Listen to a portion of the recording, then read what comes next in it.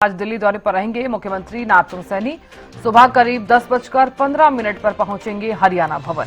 करीब 11:30 बजे श्रम शक्ति भवन पहुंचेंगे तो दिल्ली में यमुना की सफाई और पेयजल को लेकर अंतर्राज्यीय बैठक होगी।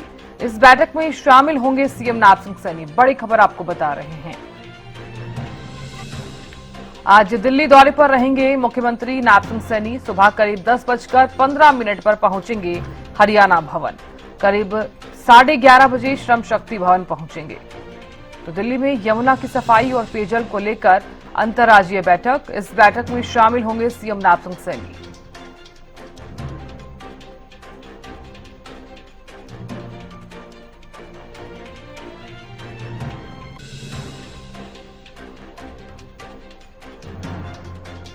आज दिल्ली दौरे पर रहेंगे मुख्यमंत्री नाथसिंह सैनी। बड़ी खबर आपको बता रहे हैं।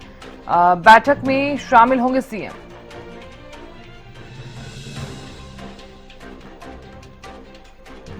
और सुबह करीब 10:15 पर हरियाणा भवन पहुंचेंगे। करीब 11:30 बजे श्रम शक्ति भवन पहुंचेंगे। दिल्ली में यमुना की सफाई और पेयजल को लेकर अंतर्राज्यीय बैठक। आज दिल्ली दौरे पर रहेंगे मुख्यमंत्री नाथसिंह सैनी। बड़ी खबर आपको बता रहे हैं। सुबह करीब 10:15 पर पहुंचेंगे हरियाणा भवन। करीब 11:30 बजे श्रम शक्ति भवन पहुंचेंगे तो दिल्ली में यमुना की सफाई और पेयजल को लेकर अंतर्राज्यीय बैठक होने वाली है। बैठक में शामिल होंगे सीएम।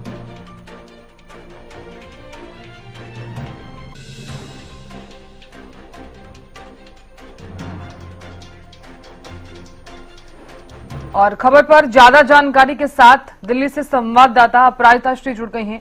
अपराजिता, दिल्ली दौरे पर रहेंगे मुख्यमंत्री नाथसिंह सैनी। क्या जानकारी उनके दौरे को लेकर और आज क्या विशेष? बिल्कुल के साथ ना आज जो दौरा है मुख्यमंत्री नाथसिंह सैनी का वो बेहद ही महत्वपूर्ण है।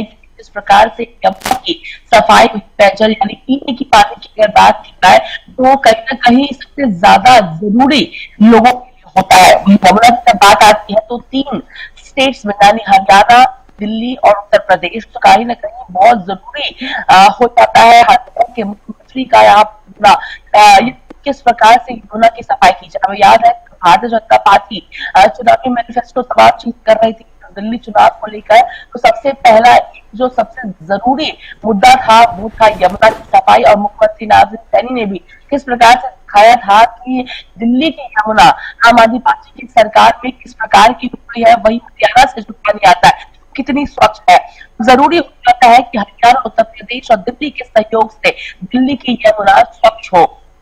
इसी चीज को लेकर आज एक महत्वपूर्ण बैठक होने वाली है। जल शक्ति मंत्रालय में ये बेहद ही महत्वपूर्ण बैठक रखाई गई है कि सरकार के साथ ये बैठक होगी। और इस बैठक में तमाम जो बातें यमुना की सफाई को लेकर, साथ ही पेयजल को लेकर वो डिस्कस किया जाएगा। क्योंकि सबसे बड़ी विडंबना ये हो जाती है कि मानसून के सीजन में काफी ज्यादा जल बढ़ाव की परिस्थिति उत्पन्न हो जाती है, मगर वही दूसरी ओर झोपड़ियों में कई जगहों पे, कई इलाकों में पानी की कमी हो जाती है गर्मी में। तो इन्हीं सब चीजों को अगले वर्ष लोगों को गर्मी में इस प्रकार की परेशानियों का सामना ना करना पड़े, इस प्रकार से एक वर्ल्ड क्लास कहीं ना कहीं यमुना को बनाना चाहती है दिल्ली की सरकार के सहयोग से। उन सभी चीजों को लेकर इस मीटिंग में डिस्कशन किए जाएंगे।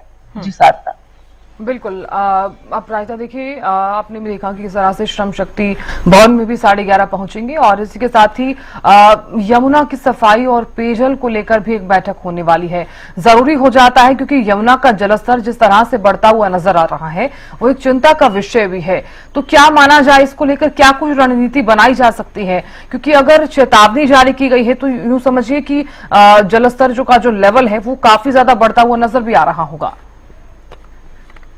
देखिए, और कहीं ना कहीं मौसम विभाग के द्वारा ये हेड्सअप भी दे दिया गया था दिल्ली की सरकार को कि इस प्रकार की जो परिस्थिति है वो हरियाणा में हो जाएगी। और हरियाणा का पानी नहीं छोड़ा जाता है तो हरियाणा में इस प्रकार की परिस्थिति उत्पन्न हो जाएगी। यानी यमुना पानी सोनीपत, कर्नाटक जो निचली जगह है वहां पर उसमें पूरी तरीके से पानी भर पड़ेगा और ऐसी परिस्थिति देखने को भी मिली थी। हालांकि 18 के गेट खोल दिए गए हैं तो कल यमुना जो खतरे के निशान से ऊपर बहती हुई नजर आई थी, 206 के करीब बहती हुई नजर आई थी यमुना।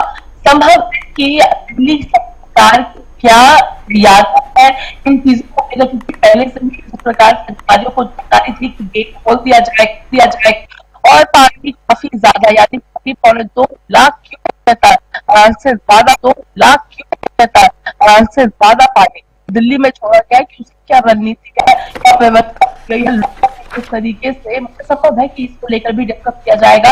मगर मूलतः अगर आज की एजेंडा की हम बात करते हैं मीटिंग के, तो यमुना बिल्कुल अपराजिता, बहुत शुक्रिया खबर पर ज्यादा जानकारी देने के लिए और नजर बनाए रखने के लिए अपराजिता।